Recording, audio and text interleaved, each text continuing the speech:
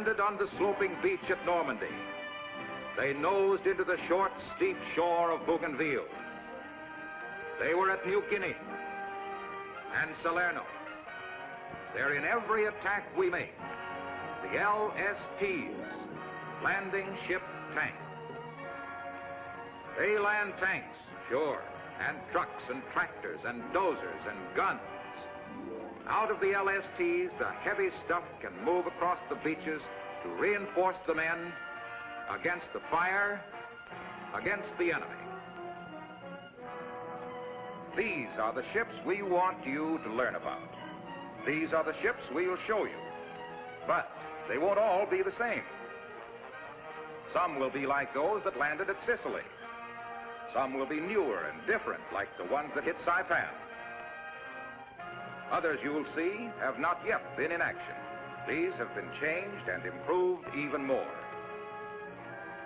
But whether the LSTs are in the harbor or at sea, loaded with cargo or with decks cleared, let's find out how they're designed, what they carry, and why they are a part of every landing attack. And let's begin with this model built to scale. This, then, is the LST, a ship that is made to carry cargo. She can carry plenty of it because she's long, about 328 feet. And she's wide. Her beam is approximately 50 feet. And she displaces 4,000 tons. Here are the twin propellers, powered by 2 diesel engines, and with twin rudders for control, they drive the LST up on the beach. But it's the design of the hull that lets her lie there. The beaching draft aft is 9 feet 10 inches, while the forward beaching draft is only 3 feet and 4 inches. This drag of 6.5 feet enables the LST to move up on any beach that slopes at least 1 foot every 50 feet. The broad, flat, keelless bottom lets the ship rest there firmly, while the high freeboard of 15.5 feet prevents heavy seas from breaking over the stern as the ship is unloading her cargo from the bow. Here are the best-known features of the LST: the bow doors and the ramp.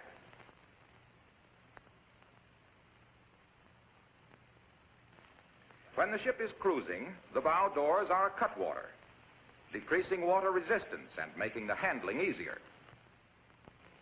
When the ship has beached, the bow doors open, and the tanks inside can move down the ramp and out on the beach. She'll hold plenty of those tanks the way she's designed. So let's take a look at her distribution of space. We can start with the main deck at the bow. Here are the bow guns. We'll tell you more about them a little later. Up here, too, is the bow anchor with its capstan port side. And the towing cable is in the center of the forecastle. Now let's move aft. The elevator is next with its forward winch that hoists cargo up to this broad main deck. Around the elevator are 3 of the ship's ventilators and fans.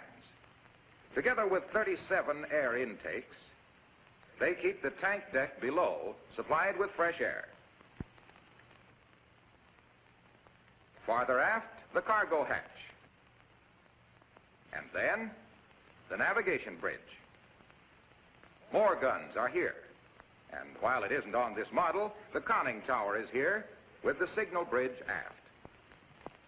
Small utility boats on their davits are either side of the bridge, and officers' country is below it. The quarters for the crew are aft in the fantail. And on the stern are more guns and the retraction gear, the anchor and the cable used to pull the ship free of the beach.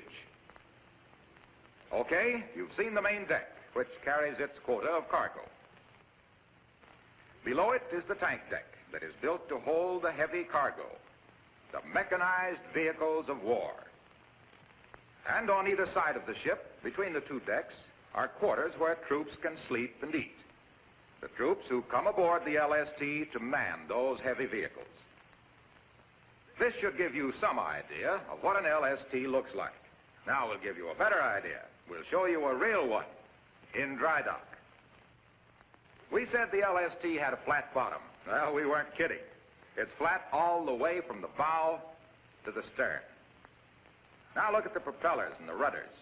Close to the bottom like this, they could be damaged when the ship runs up on the beach. So each is protected by a skeg. And to keep the anchor cable from fouling, these guards have been placed above the propellers, either side of the stern. With each propeller powered by a 900 horsepower engine, the LST has a flank speed of 10 knots and an economic speed of 9 knots. Now that we have her underway, this is a good time to look again at the navigation bridge. Here it is, with the new high conning tower. From here, you have an unobstructed view of the ship and the sea. Below this new type conning tower, foul weather gear is stowed, so that the men on the bridge deck can easily obtain it when the weather is heavy. The signal bridge is also aft of the con. And on the bridge deck itself, the radio shack, the chart room, the room for decoding and degaussing, and at the forward end, the wheelhouse.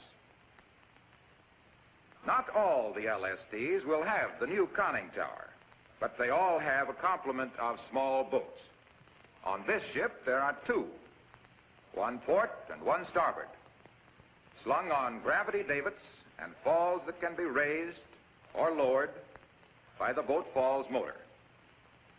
But to raise the davits the last few feet, the winch must be operated by a crank by hand. To engage the crank, you have to open this new safety switch. When the switch is opened like this, electricity to the motor is cut off and it will not run. Thus, there is no danger of the motor spinning the crank and hurting anyone. Now let's leave the bridge and go to the forward part of the ship. Directly forward of the bridge is the cargo hatch that opens into the tank deck. Also on the main deck are the air intakes. When these are open, fresh air can flow down into the tank deck. With the tank deck empty, this isn't so important. But if the deck is loaded with vehicles and the ramp is closed, carbon monoxide fumes from the motors can quickly fill this space and make it dangerous. How do you get those poisonous fumes out? Come into the control room that overlooks this tank deck. In this room are switches that control the ventilator fans in the overhead. When these fans are working, the fumes are sucked up and out through the ventilators to the main deck, where they disappear in the open air. Now let's have a look at the elevator that connects the main deck with the tank deck. When the tank deck is clear of cargo and elevator guides are set in place, the powerful elevator winch can be used to lower cargo or hoist it between the two decks. On some ships, this elevator has been replaced by a movable ramp. The elevator winch, being forward, has another use. For at either end are gypsy heads that are used to heave in lines when warping ship. Even more forward, well up on the bow, is the capstan that hoists the bow anchor. Here it is, on the port bow, a regular ship's anchor. There is a different anchor at the stern. This one is used for retraction.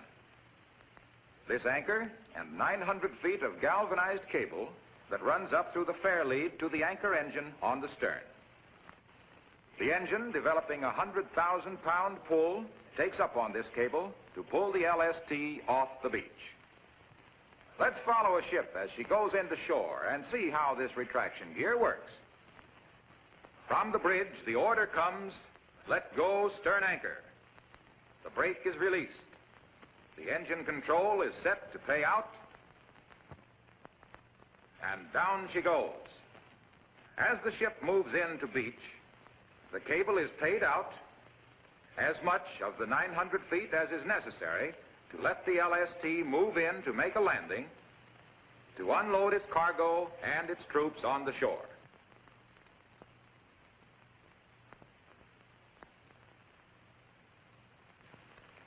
When the decks have been cleared of cargo and the ship is ready to retract, the anchor engine is put in heaving condition. The cable is taken up until the line, held firmly by the stern anchor, is taut. Then, as the anchor engine continues taking up on the line, the ship is slowly pulled seaward. The propellers aid in retraction until the ship is clear of the beach.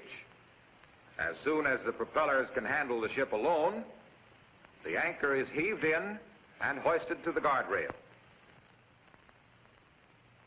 Then, by means of the anchor housing strap, the anchor is secured.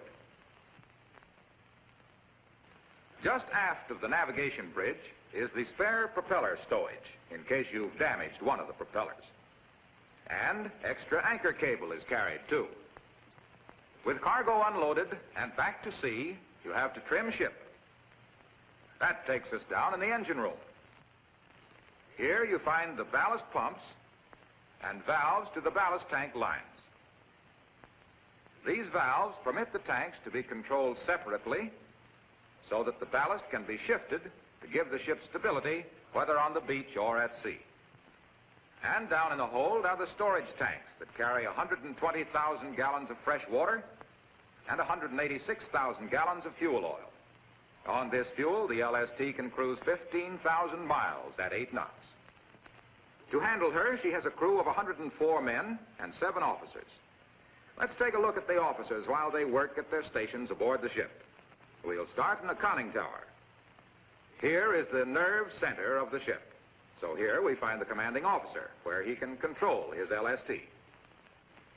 On the signal bridge aft of the conning tower is the communication officer. Below the conning tower in the wheelhouse is the executive officer, the navigator of the ship, the gunnery officer, in charge of the ship's complement of guns. The ship's supply officer is at his station on the stern, for he is in charge of the stern detail. This is the engineer, who controls the powerful engines.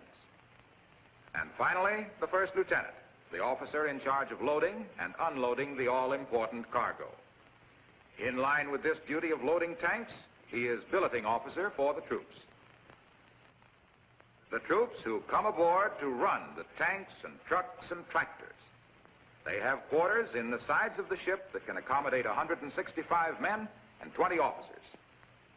And naturally, most important, a galley. Well, you can see that an LST, when she's loaded with troops and tanks and the men who operate her, is a pretty valuable ship, well worth protecting, which means guns. The LST carries a complement of 20s and 40s for her own protection. On the older ships, they are singles. Look here on the forward deck of this LST. On the starboard is a single 40 millimeter. Farther forward, a 20. The bow gun is another single 40. Port side of that is another 20. And then a single 40 again. Altogether, there are 7 single 40s and 12 20s on this ship. On new ships, the firepower has been changed. On a modern LST, the bow gun is a twin 40 with a director. With this director, the bow gun can send deadly accurate fire faster than ever before. A director has also been installed at the stern to control the new twin 40 stern gun. But the twin 40 and director are not the only improvement at the stern. New LSTs have armored ammunition magazines beneath the stern guns. With these new magazines on the stern, ammo can be supplied to the guns as rapidly as it's needed. Speaking of protective equipment, this is a fog generator. In this generator, oil is mixed with water to form a heavy kind of smoke. Under that smoke, the LST can conceal itself. The fog generator oil is stored in drums under the stern gun platform. And if the ship should ever catch fire, the 6 seafoam generators go to work. Each one mixes salt water with seafoam to form a substance that smothers flames like a blanket. This generator is beside the towing cable on the forecastle forward. These, then, are the LSTs, their characteristics and their crews. Now we want to show you the cargo they can carry. The ships can be loaded from the beach. Up the ramps and into the LSTs can go tanks, trucks, half-tracks, dozers, heavy vehicles that can be driven into the LST right from the shore. The ship can be loaded with some vehicles while she is still at sea. Amphibious tractors, the LVTs, can move through the water and crawl up on the ramp. Amphibious trucks can load this way too, from the water. Or they can drive into the tank deck when the LST is docked. And with the LST at the pier like this, light general cargo can be stowed aboard, on the tank deck, or taken up on the elevator to the main deck, where the lighter vehicles usually are stowed. On both decks, cargo must be well secured because the LST has a very short interval of roll, only about 6 seconds, and a tank that is not secured like this could cause a lot of trouble at sea. This tank deck carries a heavy load. It holds 10 heavy tanks, or 20 medium tanks, or 39 light tanks. In place of tanks, the deck will carry 33 2.5-ton trucks, or 17 ducks, or 17 LVTs. Incidentally, if the LST has a ramp between the tank deck and the main deck, the amphibious tractors can be stowed on the main deck too. But the LSTs hold more than vehicles. On the main deck, an entire LCT can be carried. The LCT is launched directly from the deck into the water. Then it can be loaded with heavy cargo from the bow of the larger landing ship. Another way of transporting these landing craft for tanks is to carry them in sections. In this way, an LST can carry 1 1/3 or 1 2/3 of LCTs, depending on the deck space available. These sections, which are watertight, can be lowered into the water and then assembled quickly and put to use. Finally, the LST can carry pontoons lashed to its sides. When these are floated to the bow, they make a bridge to shore, and cargo can hit a beach which would otherwise be out of reach. It doesn't matter if the beach is steep or shallow, ringed by reef, or facing the open sea. The LSTs will find a way to carry out their job. They carry tanks, sure. They were built for that. But not just tanks alone. For out of the doors of the LSTs pour as many weapons, as much equipment as it takes to supply our men who must fight on the enemy's beach.